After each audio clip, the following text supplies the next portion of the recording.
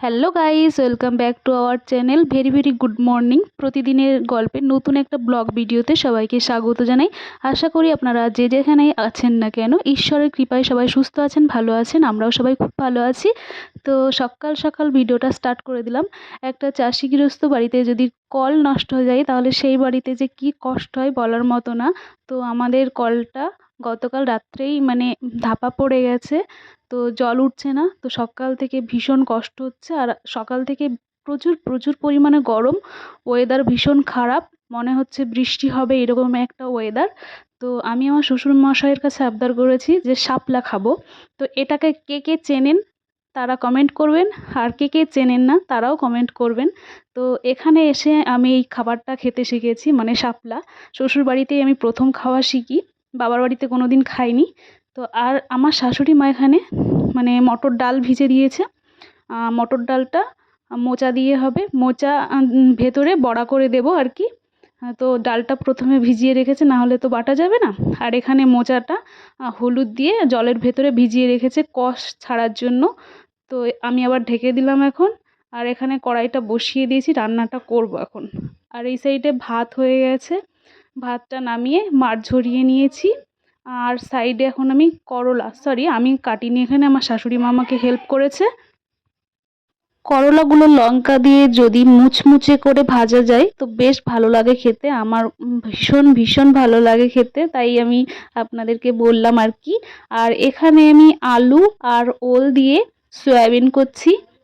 তো সয়াবিনটা আলু ওল দিয়ে করেছিলাম, খারাপ লাগেনি। আমি প্রথমবার এইভাবে রান্না করছি ওল দিয়ে। ওল দিয়ে এর আগে আমি কখনোই রান্না করিনি সয়াবিন। আর সয়াবিন গুলোর স্বাদটা দুর্দান্ত ছিল, মিনি সয়া ছিল, এই জন্য টেস্ট দ্বিগুণ ছিল। বড়গুলো অতটা ভালো লাগে না আমার খেতে। ছোট ছোট মিনি সয়াগুলো বেশ বেশ ভালো লাগে।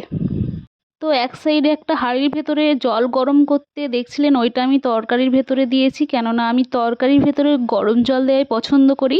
তো তরকারির ভেতরে এখন আমি ভাজা সয়াবিনগুলো দিলাম। আর একটু ফুটে উঠলেই গরম মশলাটা দিয়ে নামিয়ে নেব। আর এই সাইডে শাপলা বটি, এটাকে আমরা শাপলা বটি বলি। তো শাপলা বটি রান্না করেছি। প্রথমে তেলের ভেতরে দিয়েছি শুকনো লঙ্কা, কাঁচা লঙ্কা চেরা আর সর্ষে দিয়ে ভালো করে রান্নাটা ভেজে নিয়েছি আর কি। আর এই সাইডে মোচা ঘন্টটাও হয়ে গেছে। ডালের বড়া দিয়ে মোচা ঘন্টটা করেছি। তো বন্ধুরা, এই তিনটে রেসিপি দুর্দান্ত হয়েছিল খেতে, ঠিক আছে। এখনও কিছুটা শাপলা রয়েছে, তো এই শাপলাগুলো ছাড়িয়ে বড়া করা হবে। তো এই সাইডে আমার শাশুড়ি মা একে একে ঘরগুলো লেপে নিচ্ছে। এটা হলো ঠাকুর ঘর। তো ঠাকুর ঘরটা প্রথমে লেপে নিয়েছে, বারান্দাটা পরে লেপবে। আমি এখন রান্না করছি বলে লেপতে পারছে না। তো এখানে পেঁয়াজ লঙ্কাগুলো কুচি দিয়ে বুঝতেই পারছেন কি করছি, শাপলার বড়া মানে পকোড়া আর কি, ঠিক আছে। আর এখানে একটু ডাল ছিটি দিচ্ছিলাম, সেদ্ধ ডাল খাবো বলে, ঠিক আছে। তো পকোড়াটা এইভাবে মেখেছি, একটু বেসন, লঙ্কা গুঁড়ো, হলুদ গুঁড়ো আর কালো জিরা আর শাপলাগুলোকে কুচি কুচি করে কেটে লবণ দিয়ে জলটা বের করে দিয়ে ভালো করে মেখে নিয়েছিলাম বেসনের সাথে। তারপরে গোল গোল করে পকোড়া সাইজ করে ভেজে নিয়েছি সাদা তেল দিয়ে। তো বেশ ভালোই হয়েছিল খেতে। আপনারা একটু বাড়িতে ট্রাই করবেন, আশা করি ভালো লাগবে। যে কোনো জিনিস নিত্য নতুনভাবে খেতে বেশ ভালোই লাগে। সেই রকম আমরাও বিভিন্নভাবে শাপলা খাই, ঠিক আছে। অনেকভাবে খাওয়া যায় শাপলা, মাছ দিয়েও খাওয়া যায়, আবার বড়া, আবার এক ধরনের কি খিল ভরে দিয়ে অনেক একটু লম্বা লম্বা হাতের নখ বলছি সরি, আঙুলের সমান করে কেটে নিয়েও সেটা ডুবো তেলে ভাজলেও বেশ ভালো লাগে। তো একে একে সব শেয়ার করব। এই সাইডে একটু হাওয়া উঠে গেছে, ঝোড়ো হাওয়া। ওয়েদার খারাপ হয়ে গেছে, বৃষ্টি হতে শুরু করে দিয়েছে অলরেডি। আমার শাশুড়িমা দৌড় পাচ্ছে, জামা কাপড়গুলো সব তুলবে। আজকে উনি অনেক জামা কাপড় কেচেছে, আর আজকেই বৃষ্টি হতে হচ্ছে আর কি। বৃষ্টি শুরু হয়ে গেছে। ওয়েদারটা একটু দেখে নিন, দেখুন কি মেঘলা, এত মেঘলা ওয়েদার, বৃষ্টি তো হবেই হবে। আর এই সাইডে দেখুন ঝোড়ো হাওয়া, ভালো ঝোড়ো হাওয়া হচ্ছে। আশা করি জামা কাপড়গুলো দেখেই বুঝতে পারছেন। আর আমাদের বাড়িটা তো বিলের সাইডে, আরও ঝড় লাগে বেশি। একেতে গতকাল রাত্রি থেকেই কল নিয়ে খুব কষ্টে ছিলাম, জল উঠছিল না। সকাল থেকে দুপুর পর্যন্ত একটুও কাজ করতে পারিনি।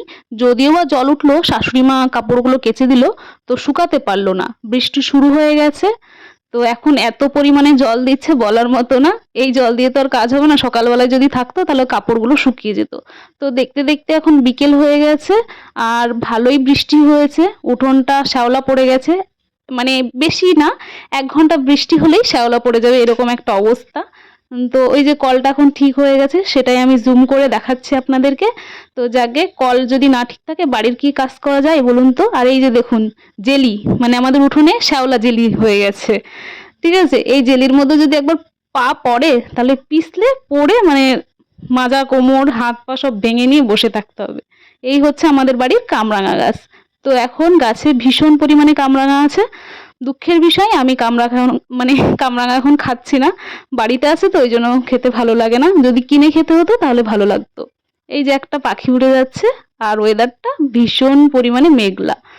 তো যাকগে, ভিডিওটা আর বড় করব না। আপনারা যে যেখান থেকে ভিডিওটা দেখছেন না কেন তাদেরকে অসংখ্য অসংখ্য ধন্যবাদ। আপনারা আমাকে এইভাবেই সাপোর্ট করবেন, তাহলে আমি নিত্য নতুন ভিডিও করতে উৎসাহিত হব। নেক্সট কোনো ভিডিওতে আবার দেখা হবে।